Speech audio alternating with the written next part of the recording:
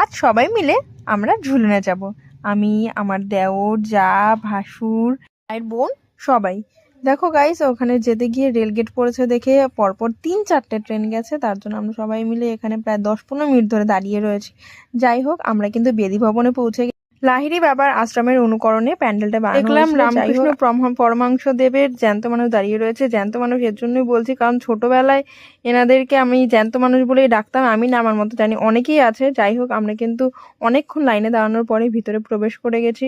ভিতরের থিমটা, ঠাকুরটা কিন্তু খুবই সুন্দর ছিল। তারপরে এখানে ছোট একটা নাটকের মতো করা হয়েছিল। আমরা কিন্তু ওখান থেকে বেরিয়ে চলে এসেছি। তারপরে আমাদের অনেক খিদে পেয়েছিল, তাই আমরা পেট পুজো করার জন্য একটা রেস্টুরেন্টে চলে গেলাম আর অর্ডার করে দিলাম আমার ফেভারিট, সবার ফেভারিট চিকেন বিরিয়ানি।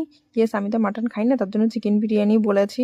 যাই হোক, ভালো মতো পেট পুজো করে মনে হলো আরো প্যান্ডেল ঠাকুর দেখার বাকি রয়েছে, তার জন্য আমাদের মুরাদিপুরের এই প্যান্ডেলটা দেখতে গেলাম। এটাও কিন্তু ছোট মধ্যে অনেক সুন্দর।